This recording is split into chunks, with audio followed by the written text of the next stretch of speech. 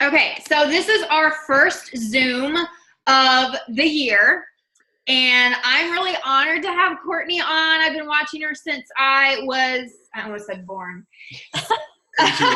Born into it works.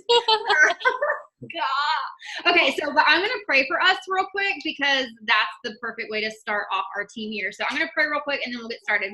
Lord, thank you so much for this time together. Thank you for each person that you brought into our team, that's coming to our team.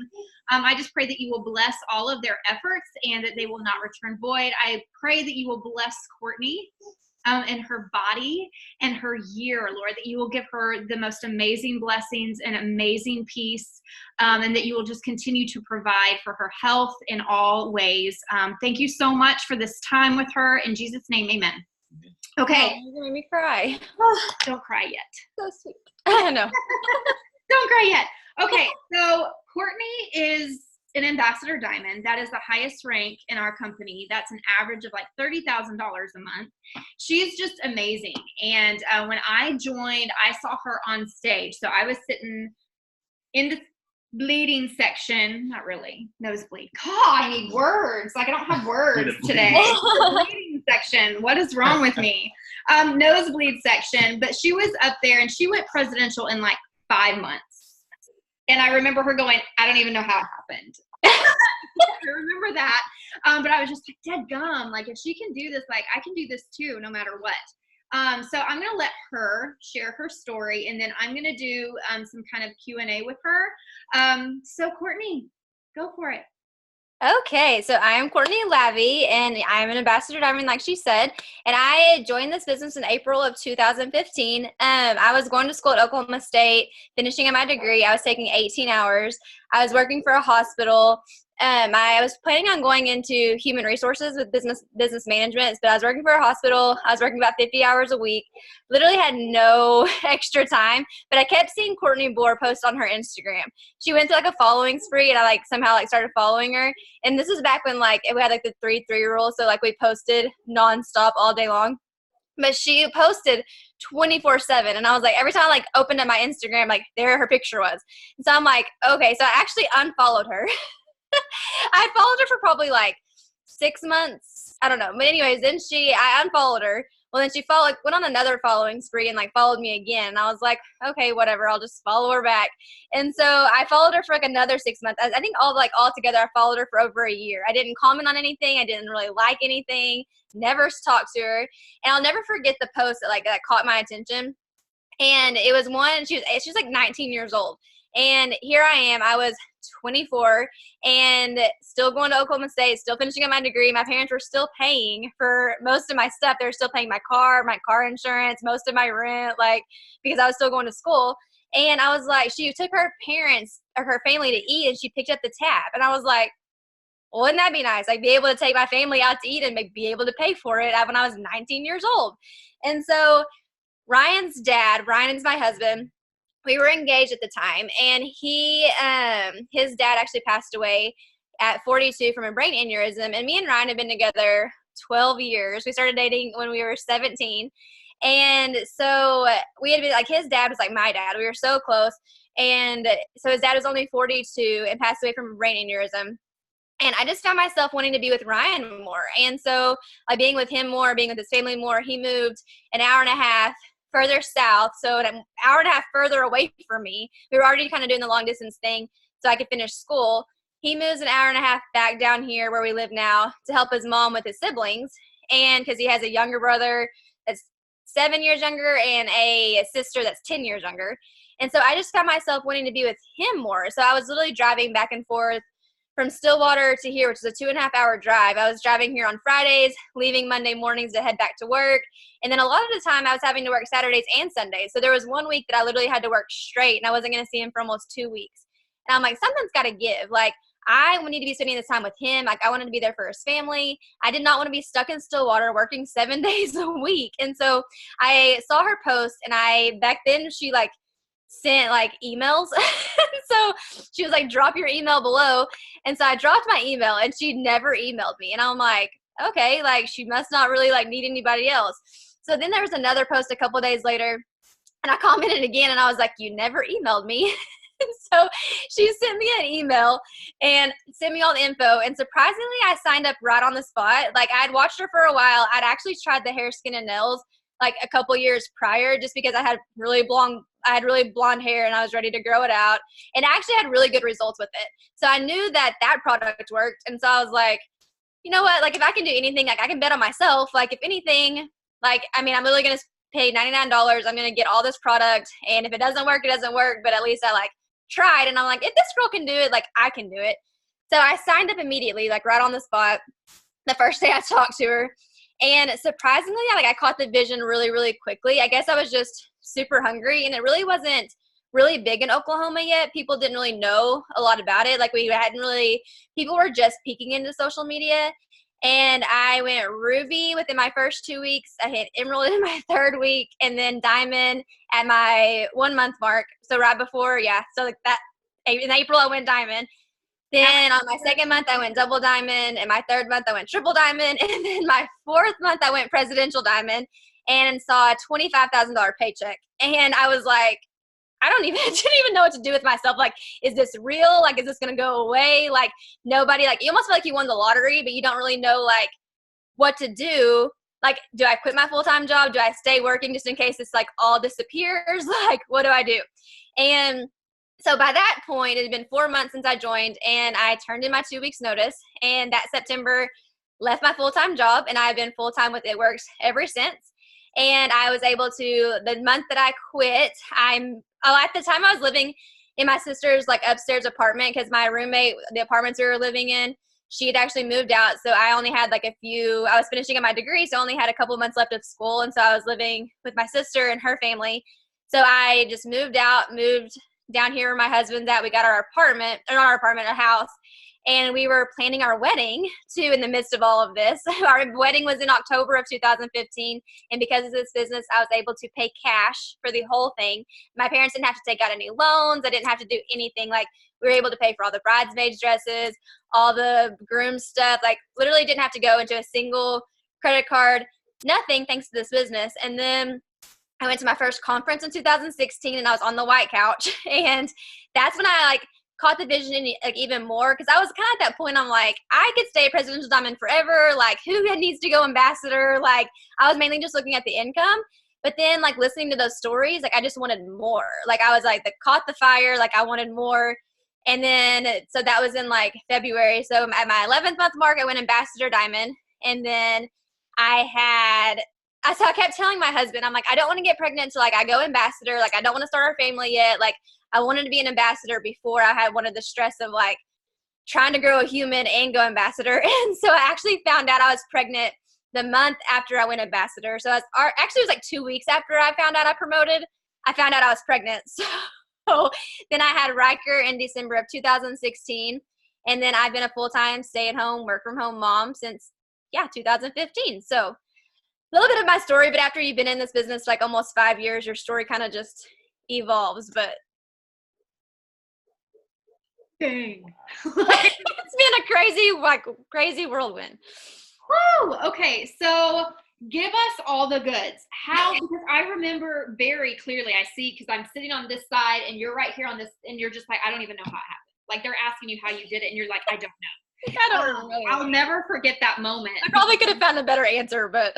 Because, we're all sitting there well, we got to know because we want to do it. So what did you do? Because you're from a small town, you graduated with 30 people. So that excuse for everybody's out the window, What did you do? Did you join and then not start for 4 days? Did you join and not post? Or did you just do what you saw Kortney doing?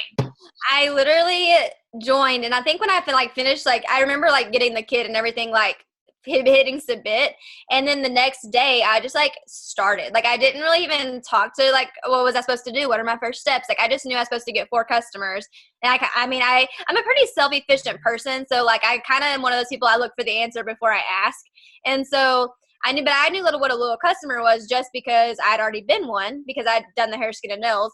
And so I already had results because I took before and after pictures for whatever girl, I don't even remember her name. That's how, she did, I don't even know who she was. I ordered the hair, skin, and nails film. So I had before and after pictures. So I immediately just started posting that. I started posting like, look at this product that I, how much my hair is healthier. Look how much it's grown. I tried this product. I fell in love with it so much. I decided to become a distributor. Like, who's trying to grow your hair out? And I signed like literally 6 customers, like my first couple of hours, just because people were wanting to grow their hair out. And that's like something I already had results with. And so I highly suggest like anybody, like I always tell them, if you haven't tried the products yet, get like a couple products in your hand, like ASAP, just so you can start getting results, because people want to like see that you're using the products and they want to see how they're like affecting you before they try it. And also like I had a decent social media already. Like I was really big into dance and sports and traveled a lot with 4-H and different things. And so I probably had like maybe 1,200 followers on Instagram and then like 2,500 maybe friends on Facebook. So I mean, I had like a decent social media when I started, but I just literally jumped in and acted like I knew everything. Like it was literally like the blind leading the blind, but I didn't even like question it. I just literally did and posted exactly how Kortney posted and like exactly what I saw her do for the whole year that I followed her. I seen so many of her posts, like I knew exactly how she posted. And it wasn't like a fake it till you make it. It was just like I threw in all the stuff that like I knew I was going to do. Like I'm going to go diamond. I'm going to get a $10,000 bonus. I'm going to get $100 in free product credit. And I remember, and I kind of think we forget to do it now, but I literally shouted out like every single win. Like every single win that I achieved, every single win my team achieved, every single thing they were doing, I was like praising them on my social media, because people are like, okay, well, if they can do it and her team can do it, like I could do it too. Because people also like follow success. Like they want to join people that they trust and that like have been with it, or that as team is progressing. Like they can see like you all day be successful, but they also want to see that your team is successful, because basically how your team is doing is how you're doing. And so like they want to join people that are going to help them be successful. So I think I said we forget to do that a lot now, because we're scared of like poaching, or we're scared of people like adding our teammates and all that stuff. But I don't feel like if you are truly a lifer, you can be stolen. And so I just think we forget to really make sure we're like praising our teammates and we're shouting them out, and not just talking about our accomplishments, that we're talking about our team's accomplishments.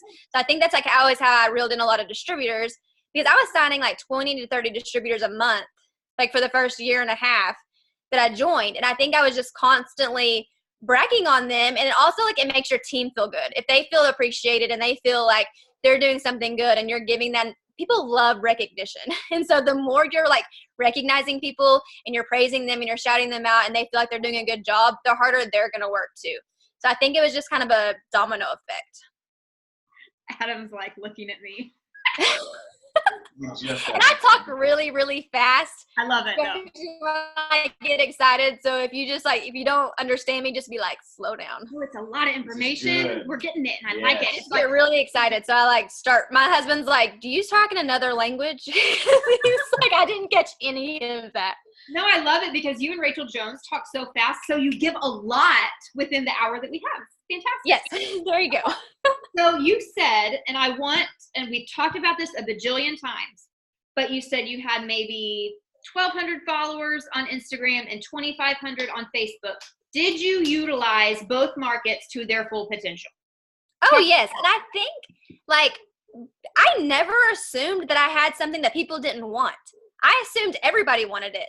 Like I literally, when I like buy into something, like, and I was like, I assumed like everybody wanted what I had. Everybody wants long hair. Everybody wants to lose weight. Everybody wants tighter stomachs. Everybody wants to get rid of their stretch marks. I literally looked at every product and I'm like, everyone wants this. Like I literally never thought to myself, this is too expensive. People aren't going to want it. Who am I going to sell to? I literally just had it in my head that I had my hands on something everyone wanted. And like your mindset is just so huge. It's like I even go through the mindset sometimes of like, what am I doing wrong? Like I'm not getting as many leads as I usually do, or like my momentum is slowing down. And it's like all in your head. Like as soon as I like turn that like switch, all of a sudden I'm enrolling distributors again. I'm enrolling customers again. But what you tell yourself is like what you're going to produce.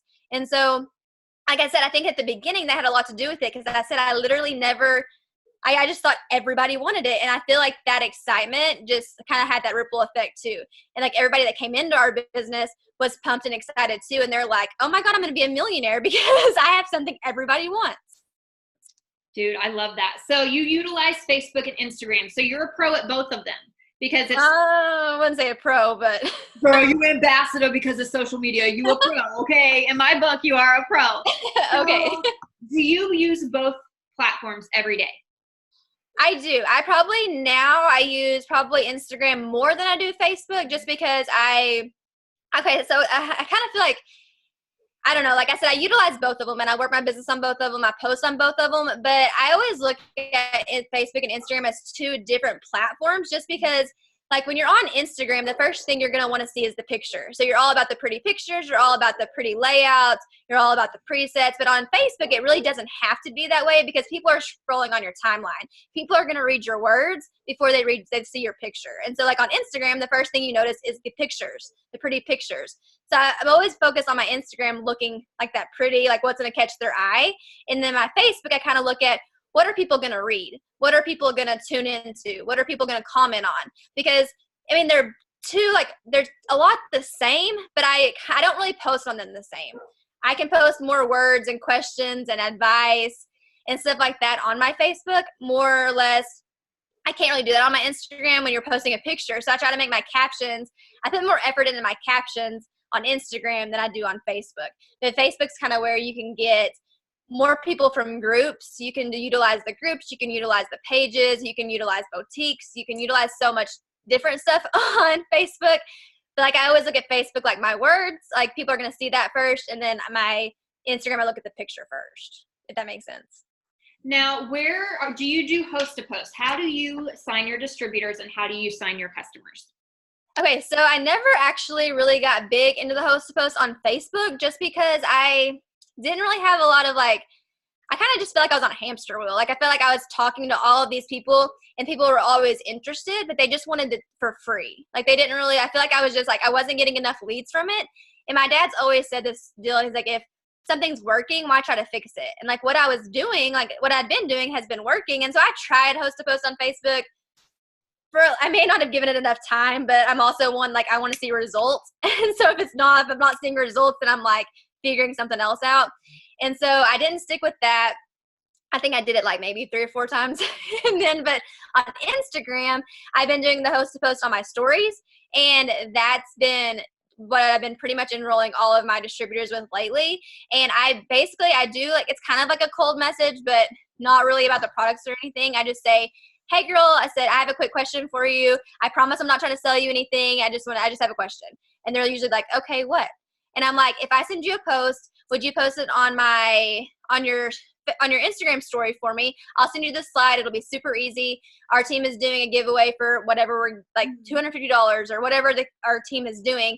And all you have to do is post this for me and you'll get an entry. And then if I get any people from that post, then you'll get extra entries as well. Does that sound good? And people are like, oh yeah, sure. Send me the slide. And then I send it to them and they post the story on their Instagram story. And surprisingly, I didn't know, we didn't know really how it would go with people having to hit the name and then go to the page and message. But I actually do get a lot of leads from it. I get more leads from that using it as for distributors than I do customers. But because people are they want to make an extra income. And so that's kind of what I've been utilizing more with Instagram and host to post rather than Facebook. Okay, so do you, instead of having them vote, do you just say, go to Kortney's page? Yeah, so the deal will be I'll have a picture of myself on it, and it's my friend Kortney is looking for 5 people that wants to earn an extra income, and then it's no inventory, a few little deals, and then it has and I tell them to tag my name. I have a box on the picture, and I'm just tag my name in the box, and that's all you have to do. So then they can click my name, and it goes to my profile. Okay, I just did that for my first time. I don't really do host to post because the way I was doing it was really annoying and it was in the hands of the person who posted it because it was screenshot me everyone who votes and most of the people would do it. So I had my brother do it and he's in the business now, but first person was Michael Nakata, and I called him immediately and here he is. So apparently it works. My brother hosted a post. So here we are. So I'm going to start trying that because I've been very successful on Facebook, but that was my main platform. and I've only been doing Instagram for a couple of years. So kind of like, I would feel like Facebook's more my warm market, like probably more people that I know, more people that I know personally, like, and then Instagram's more of like, it's not as weird to like follow 5,000 people that you don't know. Like it's more of like kind of your cold network, because it's not as weird to go follow all these people rather than Facebook. People want to know like who you are. How do I know you? Like it's a little bit different to go add 5,000 friends than it is to just like go on a following spree on Instagram. So you just have to learn how like the platforms are different. which is so weird because I will like add that person on Instagram and then add them on Facebook, and you talk to them on Facebook and it's like, do I know you? It's so different. Yeah, it's so weird. I don't get it. Okay, so I was going to show you the picture so you kind of saw what it looked like. Yes, please. You can send it to me too. Yeah, I don't know if y'all can even see it on here, but it's literally just like this picture. It just says now hiring, and then it has like a few little tidbits, and then I have them put the @ sign and like tag my name in that box. That's it. Cute. I love it. I think I'm going to try that 5 million times tonight because I need. It just like gets you a way to like message people without being like, hey, do you want to try a product, or feeling like you're like already selling them something. Like it kind of just gets you away like in their deal. And even if they say no thank you, at least they're responding. Right. And they get into your like, instead of just ignoring you, like it's more of like, because most people are going to say like, if you say I have a question, they want to know what your question is. Mm-hmm. So they're going to respond with a sure. So that's going to boost your logarithms instead of just like ignoring you. Like people want to know what you're going to ask. Mm-hmm. And so they usually just say yeah, sure, or what's up, or yeah. I love that. No, that's great. That is gold. Yes, Shelbs. Okay. Now I want to kind of transition a little bit because 2019 was a rough year for a lot of us, a lot of people. Okay. And when I say rough, it's not my dog died or, you know, I got whatever. Got to adjust for this conversation. I know. But life happens in this business, and you know, you've already heard Kortney talk about, you know, when her husband's father died, like she was able to just go and be there, and she could take the job with her. So many times we don't prepare for the what ifs because we're not thinking about them. And I don't want anybody to create a habit of wondering what if and then start to have this spirit of fear and doubt and all of these things. But we prepare, you know, for retirement, hopefully. We prepare a savings account. Do we? Do we really prepare for those things? Because we're not thinking about it. If you're 20 years old, you're not thinking about it unless you're being trained to think about it. I'm sorry, but if you're 30 years old, sometimes you're not trained to think about that. So when those things happened, you were prepared and you could go because you had this. So I know that this is going to speak to several of the women on here. And I hate this, but I'm excited to hear it from someone who came out of it, and you're still here. You're still here. So when life happens, how did you still work your business? And in what ways were you just like, I could never let this go because of this? I kind of feel like, okay, so like this is like a really hard topic for a lot of people, and I try to be really transparent about it. And I said like I did have a lot of success really quickly. But people think like quick success or fast success, or like they think, oh, it just came easy to her. It just came easy and all these things. But they don't. Also, like I'm not a very, what's the word I'm looking for? Like when it comes to social media and stuff, like I cannot handle people feeling sorry for me. And so a lot of the times when people out, I'm going through stuff or like things are happening in my life, like I don't post that stuff. Like I kind of try to keep some of that personal stuff separate. And so a lot of people don't know like for sure like what you're going through. But when I first joined this business, like I said, Ryan's dad had just passed away. So I kind of started this business off of a little bit of like kind of heartbreak. And so this business kind of already started off by like saving me in a way, because I was able to focus on something besides the heartbreak. I was able to focus on something besides, like I worked this business because I wanted to be here with him, but also wanted to help his family out financially and like us be able to help them and do the things that we needed to do, because Ryan had to step up. Like I said, his dad was only 42. He's 10 years older than his siblings. Like he kind of had to step up in that role. And so I was just thinking, you know, like I pushed this business and it kind of gave me something to focus on besides what was going on around me. So I kind of already started the business off a little like, not really broken, but like I said, it just gave me something to focus on besides what was happening. And so I just dug straight in. And I'm kind of an avoider in a way. Like, I'd rather work on something to keep me busy than actually deal with the problem. That's probably not the best way to do things, but it does like kind of bring results. But then in 2016, you know, I go ambassador, I find out I'm pregnant, I'm having the highlight of my year, and like literally like was announced to the top, you know, 45 income earner. But this is within a year. So I'm like on the high of my business, you know, me and Ryan have gotten married, we're pregnant, like things are so awesome. Had the perfect pregnancy. And then on December 11th, like I passed my glucose test, my blood pressure was great, literally had no complications with Riker until I woke up on the December 11th, 4 weeks before his due date, and I was swollen, super swollen, had literally like my Ryan was like, we probably need to check your blood pressure. And I don't even know why Ryan has a little bit of high blood pressure. So we had a blood pressure machine, but like, it's not something we like adamantly like check. And so anyways, by the time they got me to the emergency room, my blood pressure was 186/124. And I'm like 100 pounds. And so that like is high for anybody, but they literally were like, we don't know how she's not seizing. We don't know how she's not having strokes. Like, we don't know. And so they had to do an emergency C-section in a hospital that I'd never been at. Like, we live in Duncan, which is an hour from my like OB. And so I had to deliver Riker in a C-section with a doctor I didn't even know in a hospital I'd never been in. And then they don't have a NICU. So they have to transport Riker from Duncan because he's 4 weeks early. He needs help breathing and stuff.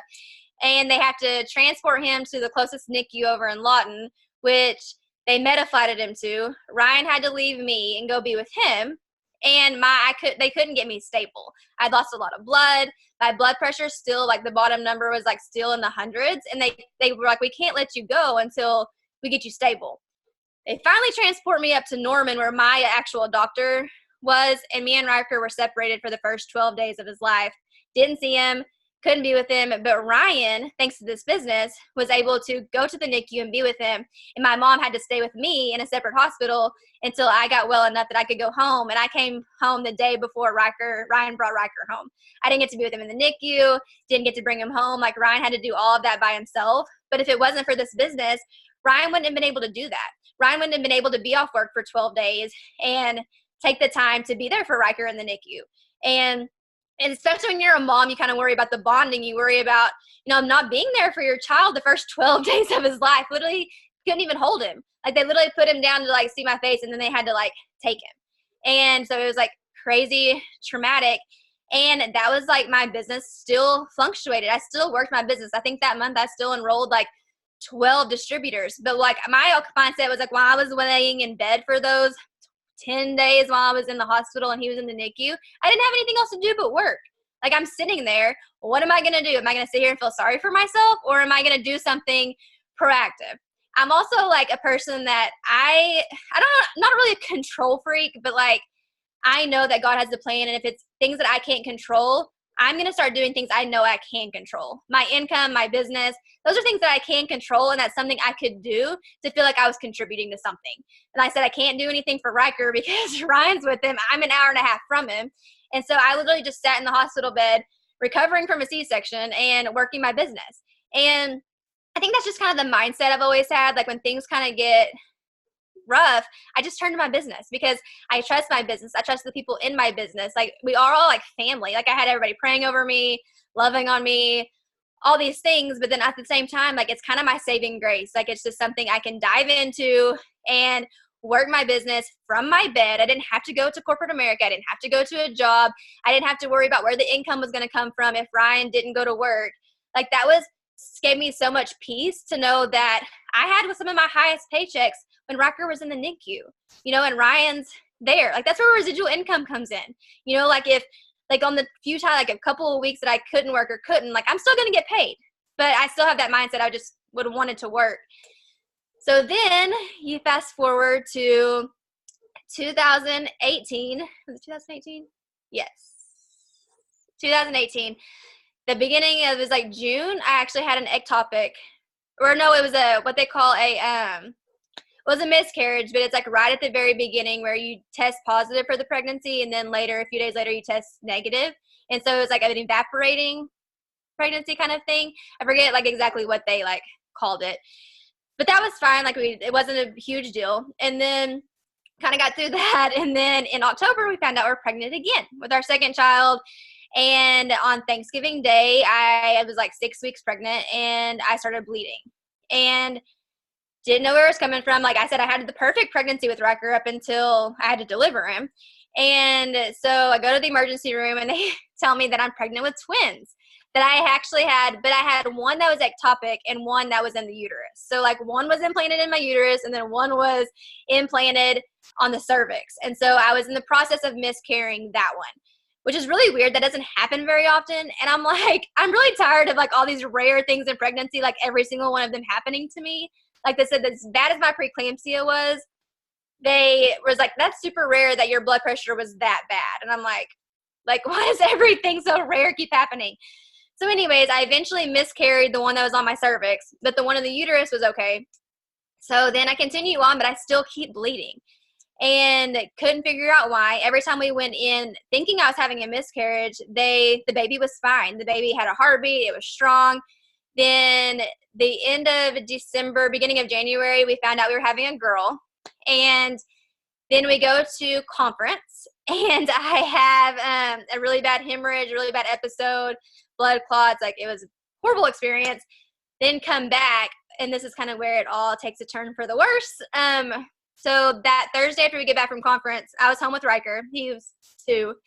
And Ryan, my husband drives for UPS. And so this is still kind of like during his busy time, but he randomly got off work early, which is really weird. I don't even know why he got off work early, but he calls me and asks if I want to go eat breakfast. And I'm a big breakfast person, so I was like, sure, like I'll meet you for breakfast. Well, then he gets to Duncan, which is where we're going to meet at, and it's about 30 minutes from where he was, and I wasn't answering the phone. I wasn't answering. He called me like 7 times. He couldn't get a hold of me. But he just said he like instantly had this bad feeling that something was wrong. So he drives all the way home, which is still like an extra 30 minutes from where he was when he was calling me, and comes in and finds me passed out in a pool of blood. Riker's there, and Riker's just sitting beside me talking to me, and I was like not coherent. I was passed out.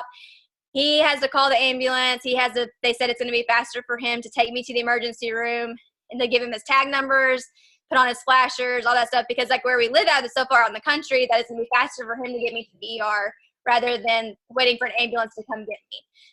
So he makes all these phone calls. He gets me to the emergency room. They could never figure out where the blood was coming from. I was still, at this point, like I guess I came to, but I don't remember any of it. I was awake, but I wasn't like, couldn't talk, and I don't remember any of this.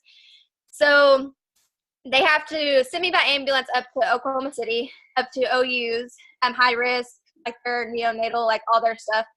And by the time they got me up there, they still couldn't figure out where the blood was coming from. I was like, they had done like 3 blood transfusions and they just couldn't figure it out. And then finally, like I remember like coming to, it was almost like a light bulb came off.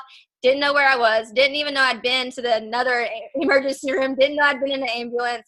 I still had no clue like what happened. And I said, like Ryan said it looked like it was like a murder scene when he walked in. Like I was just that much blood everywhere. And so when they do another ultrasound, they realized that they didn't know this at the time, but that my water had broke. And so they have to induce me. Ryan has to give the consent for me to deliver Rylan. And because they said if not, like she takes the risk of dying, because like if I didn't deliver her, then I was gonna be subject to getting, all the infections and all this stuff happening. And because they can't live, your water breaks. And so Ryan has to make the decisions. I guess I wasn't in like the state of mind to make the decision myself. And so he had to sign the consent forms for them to induce me. And I delivered her, and then we buried her on Valentine's Day, February 14th. And so I said literally like it was so much heartbreak, and it was so crazy how fast all like everything happens. But at the same time, like I have a great relationship with God, so I do know that everything is in His time. Like I do know that everything like happens for a reason. I don't, I try not to sway away from that. So I tried to like figure out how is this traumatic thing, like how is God going to use me to, to help other people? Like how is this dramatic thing. Like I can soul up, I can be sad, I can be depressed, I can talk about all the bad things and, you know, all that stuff. But honestly, I do not like people feeling sorry for me. So I figured out, like, I just prayed about, like, how am I going to impact other people about what I went through? People have miscarriages. People have stillborn children. People have these things, and they need somebody that knows that things aren't always rainbows and butterflies, even with this business. Like, there's so many of you guys that follow us and stuff. Like, y'all need to know that things are not always perfect. What you see on social media is a highlight reel. Like, things are hard, and we all go through life, and we all go through all these things. And so, like, I just felt like that was kind of God kind of giving me a way that what can I do to be a testament of Him? Like, what can I do? You know, how am I going to use this to, you know, show people, like, how God works? But my story wasn't over for 2019. So then in March, literally a month after all this happened, I was in a car accident. A semi. Y'all are gonna like almost laugh because it's like almost comical how bad our year was. A semi, me and Kristen had just she's my presidential diamond. We had just went and had dinner with some of our team that we had promoted and stuff. And we're on our way back. It's about 11 o'clock at night, and a semi pulls out in front of me, and I hit the trailer. He pulls out, it's dark. He's on a county road that says no through trucks. Like, he's not even supposed to be on this road, but he took a wrong turn and didn't turn around. And so he's on this road, and he pulls out, and his lights, like, I was in a car, and so I literally, like, couldn't see the trailer, couldn't stop. I had to swerve and went off the road, hit the trailer. It totaled the car. Like, if you would see the car, you're like going to be like, how did she even make it out of it? But I had a fully crushed ankle. So my ankle was crushed in 7 different places. They sent me by ambulance to another hospital, and my poor husband, like, he literally said for Christmas he was going to give me like life alert. But so he comes to the hospital, all that, and they say I have a crushed ankle, so I have to go see an orthopedic doctor. They have to do surgery up at OU, and they had to add a plate and 10 screws to my ankle.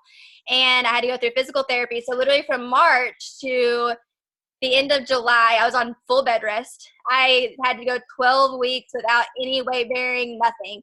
Could not even put an ounce of weight on it because it was that bad.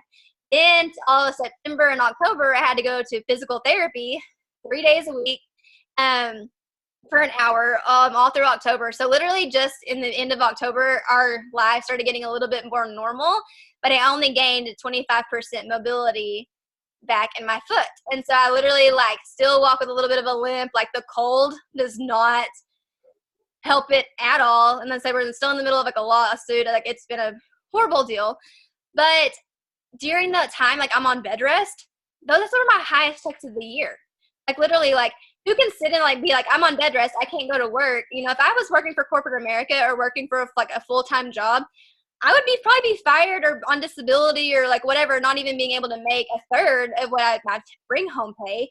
And so it's like I was able to sit in my bed and earn a 5-figure income on bed rest because I had nothing else to do. And sometimes I also feel like sometimes the accident, God knows how I deal with things, and I'm an avoider. I stay busy so I don't have to think about it. And I think after Rylan, he probably knew that that's how I was going to be. And when you're in bed for 12 weeks after something like that, that's all you can think about. Like, I literally had no choice but to deal with it. Cindy Pentecost called me and talked to me once a week to tell me that she was praying over me, that she loved me, and that her and Mark were thinking about me today. She sent me gifts like that were, you know, about God. She sends me a book to read. Like, who in the company, like their CEO's wife, takes the time out of their day to call you to be like, I'm praying for you, we're wrapping our arms around you, you're special to us, we love you. Like, just to know how much you've been through. She still sends me songs, like things that make her think, like make her think of me, that just be like, you needed this today. And if it wasn't for her and that constant like belief, you know, in her, the way their faith is, and constantly, you know, instilling that in us, like, I mean, I could have went to a very, very dark place. But if it wasn't for this business and what this business has done for me, it's just always been a light in my life. So I've always continued to work. And I remember Jade Hooper one day, she said, we were doing a training, and she's like, you've always been like a soldier. She's like you've always been like a soldier when it comes to heartbreak and things happening to you. Like, things happen and you just go to work. She's like, you just literally, there's no stopping. And I said, I don't like to think like I'm a soldier, but I do like to think that I have some of the same attributes, like the same characteristics of a soldier, as in discipline. I'm disciplined. Like when it comes down to it, I still have a child here. I still have a 2-year-old that I have to, well, now he's 3, but to provide for. I still have to make an income. I still have a family to feed. I still have goals I want to attain. And like, this isn't going to get me down. And you have to remember that even though life happens, this is your business. And you have to treat it like that. Like if you had a stillborn child and you had a miscarriage, if you had a corporate job and you had to go to corporate America, after your 6 weeks or your maternity leave, you're not going to be able to call in and be like, I'm still not doing very well. I still can't, process this. I'm still depressed. I can't come into work. Like you're going to get fired. But with a business like this, you're able to work in your own capacity. You're able to work and put in what you want to put in and what you can put in. But you have to remember that it's a business. That if you don't show up, you're not going to get paid. If you want to enroll distributors and you want to enroll customers, you have to work. But you have to also use the things that you go through and be transparent about it, because your followers want to see that you're real. Like they don't want to see that you're a robot and that nothing bad happens to you and that your life is completely perfect. They want to know that they can relate to you. And so I feel like a lot of that, like, still enrolling and still talking to people and still working my business was more like, how am I going to take what has happened to me and help other people? Like, how am I going to witness all these people to show that they can get through it too? That things are going to happen, but they have to push through it. And so I think just being transparent about things that have happened to me and how our year has gone and stuff, it just makes people trust you more. And so they want to join you because you inspire them, but also they realize that you're not a robot. Like you, even though you have the successful business that you can work from home, you're still a real person that goes through real life things and has real life heartbreak. And, you're just a normal person. So you have to remember that when you're posting all your highlight reels, people want to see the real stuff too, because that's what they need to know. Wow. Sorry, it's been a really long year. No, I love. Or it was a long year. Transparent that you are, and honestly, like I wasn't even gonna have a speaker, but when you commented on like, because Kortney's speaking to us tomorrow night, like, I've always wanted to ask you, and I was like, you know what, I'm just gonna do it. I'm just gonna do it. Oh, just do it. It was a perfect opening because our team has had a rough, you see 16, 14 people on here. We used to have 40 to 60 to 70. We lost a lot of people. Let's just be honest. A lot of people aren't like you, Kortney. Like you're from a different mold, from a different cloth, and going through as much as you did and still been able to make the income that you make, and stand strong in it and be honest with your followers. I think that you have touched more people than you probably even know, because you sharing that, people are starting to trust you. And that's why we're open with my epilepsy and my anxiety and depression. I'm open with all of that because I want people to trust me and know that things aren't perfect. Like life happens to all of us. I love too that she said, honestly, one of the key things that you said was, I don't want people to feel sorry for me. Mm-hmm. And I think in that is, I don't want to feel sorry for myself. Right. So it's like I can't fathom, I always think like, do y'all watch The Bachelor? Yeah. Like they always say that the sympathy rose, like the sympathy card. Like I don't like people, like I have that exterior where I want people to think, like that I'm strong or like whatever. But like at the same time, it's like, I don't want people feeling sorry for me. I don't want the sympathy vote. I don't want someone joining me or doing something for me because they feel sorry for me. Mm-hmm. And so I feel like that kind of has my mindset to where like, I don't want to feel sorry for myself. And so I have to, push through and show people that they can push through as well and not feel sorry for me. Yeah. And it's like, and I think, it really just comes down to a choice, because in that moment, everybody has the same choice. Right? I can feel sorry for myself. I can get down on myself. I can zoom in on the negative. I can zoom in on everything bad, or I can zoom in on the fact that I have things that are in my control. I have things that I can do right now that will move me out of this. Like I can crawl out of hell one step at a time. Like it's a choice, right? And do you agree? Is it that simple? I think your mindset has so much to do with it. And I think like whatever you are saying in here is going to be what you produce out there. And so if you're constantly thinking like you're feeling sorry for yourself, like, and I know that there are days if I wake up and I feel like I don't want to work. I mean, we all get those days. I don't feel like I want to do anything. I don't want to do anything today. I want to lay around and be lazy. But as soon as I get up and I make myself do it and just put in the effort, and then all of a sudden my light bulb comes on. You know, Mike Pillows always said, like, if you're feeling that way, get to an event. Get to, like, get on a Zoom, talk to somebody, like, and all of a sudden you're going to get that fire again. But you have to stay plugged in. And so when you get unplugged, then you're obviously going to have that, I don't know, that mindset, you know? And so it's like whatever you're telling yourself up here is just going to be what you produce. And so, I mean, and like I said, people don't always deal with things the same. And I totally, like, and I know that. And so whenever, I mean, I've lost team too. I've lost a lot of team. You know, we've had people move companies. We've had people just quit. We've had people, you know, go through things. And I think, you know, you have to realize that not everybody is going to go through things. Like, they're not going to deal with things the same way you do. And so you have to be just that person for them to let them know, hey, I'm here. I know you're going through a lot. I'm here if you need to talk. But, like, let them come to terms, like, in their own time, kind of, because I said, everybody's different. And so you have to kind of learn different personality traits when you have a large team. Like I said, not everyone's going to be like, I don't want to say a robot, because I don't feel like I'm a robot. But, like, people just don't deal with things the same. So you kind of have to figure out how your team is going to get and deal with things and then work through those things together, just so that they know I'm here for you. Whatever you need, I'll be that person for you. If you need someone to tell you, like, get your butt up and get to work, I can be that for you. Or if you need someone to say, it's going to be okay, I'm praying for you, I can be that person too. Just let me know what you need from me. And that's kind of like where you have to come to as a leader, that whatever you need, I can be that for you. I love that. God, I'm not going to cry if I say anything. So what I want to do is I want to open it up. Does anyone have any questions as of right now? You can either unmute yourself and ask Kortney directly. I'll open it up for a couple minutes. I'm a pretty open book, so if you guys have any questions. Don't be scared. I kind of have, was someone talking? Okay. I was kind of curious on, like, how you work your day-to-day, or like what are like some of the key things you always like to do, like every single day, like you never miss it, to help, whether it's sign distributors, sign customers, just like work your business. Like, what, obviously you're so successful from the beginning and you've continued that. So what's something that like you always do or you always check off to make sure that that success continues? So it's kind of weird how your business and everything develops over time. Like I said, when I first started, I was working full time, I was going to school full time, and I was so busy. So my schedule was a lot different. But I'm also one of those ones, the busier I am, the more I get done.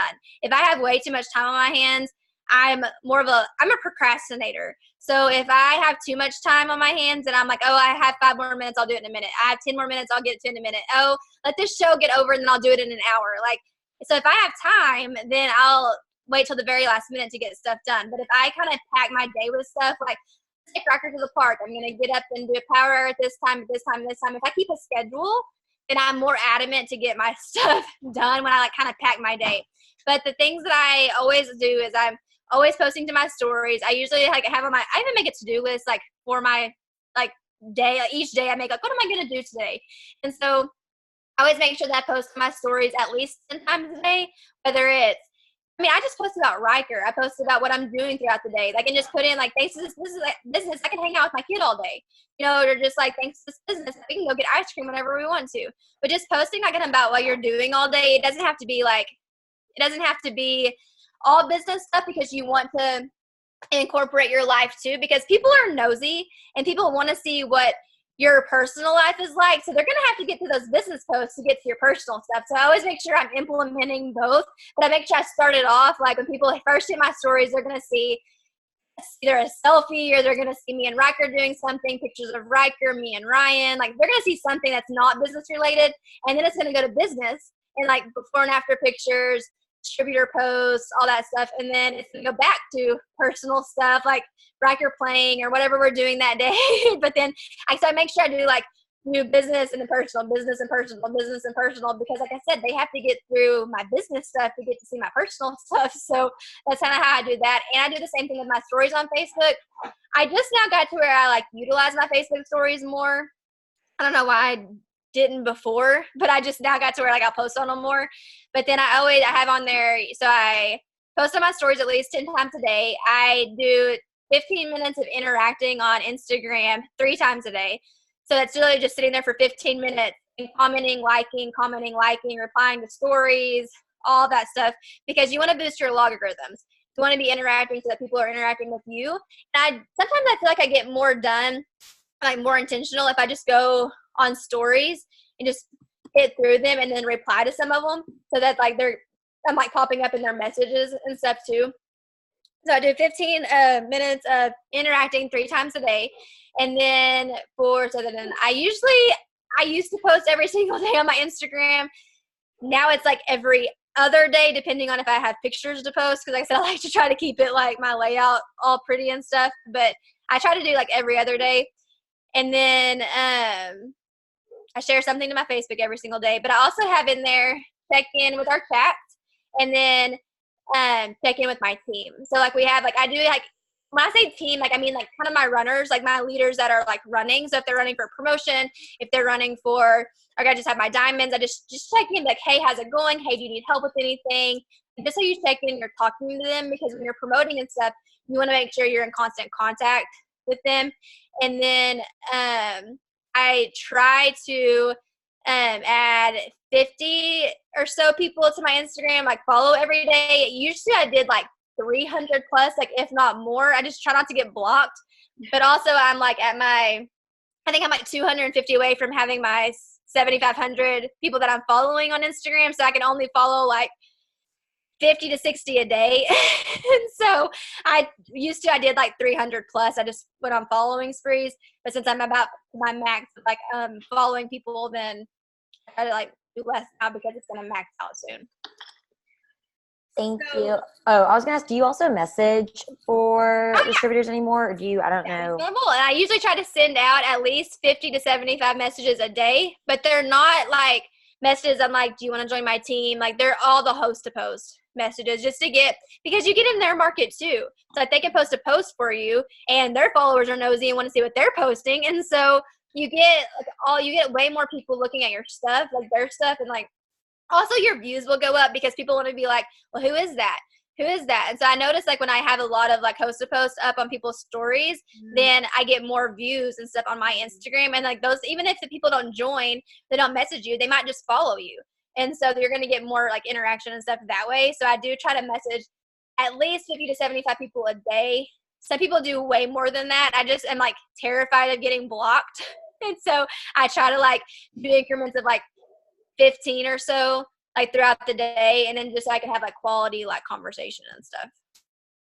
So if you guys heard all of that, none of this is rocket science. I know that Autumn has handed her phone to her son, and he's followed a bunch of people. She'll click on a page and he'll follow them. So this is stuff that elementary school children can do. It's just a matter of doing it every single day, and then learning how to have those conversations, which is part of staying plugged in with the person who enrolled you. And tip, if your person falls off, if whoever enrolled you, like, okay, what was I going to say? If I enrolled you, I'm not going anywhere, okay? But sometimes people, your enroller will fall off. I will always be here. If they don't respond, message me. I'll walk you through it. But this is just, it's a numbers thing. You can't message 5 people. You can't just put one post up a day. Stories, especially, it's unisex. So stories are for men too. Can you comment on that real quick? Yeah, stories are for everybody. Because I mean, I get like, I said people are just nosy, but I get like just as many guys following my stories as I do girls. Because I mean, I do go through and look and see who's viewing my stories, just because if I do have potentials and stuff that even people I've talked to, I can click on their name and like interact with them and stuff too, like boosting, like they're going to see my stuff more. But I do have a lot of guys that look at my stuff too. And I don't feel like it's just me, like, and I think they just like literally the people are just, I don't want to say nosy, but like people just want to see what's up. Like I have Ryan's friends, people that work with Ryan, people that I don't really know, but that just want to see, they want to see Riker. They want to see your family. They want to see all these things. And guys like families too. Guys like kids too. Like they're just going to see your stuff as well. And so, or even if like you're a single guy, I don't know, like if you, whatever you're doing, like I said, guys are friends. Like they're going to be viewing your stuff just like women do. Like there's just as many men on social media as there are girls. Yeah, I think we so limit ourselves because like when Portia and Jared, when they joined and like Mike, they were like, where are all the men? Because it was so men dominating years back. So it's just making social media fit you and your genre and what you're about and all of that. I know we have family call happening in a minute, but Kortney, I just think you're precious and you're amazing and you're beautiful and you have a beautiful family. And I want to thank you for being so transparent and sharing just your heart. But you are a warrior. You are that soldier that has so much discipline. And I know that your story, I've already been getting texts. Your story it's touched a lot of people.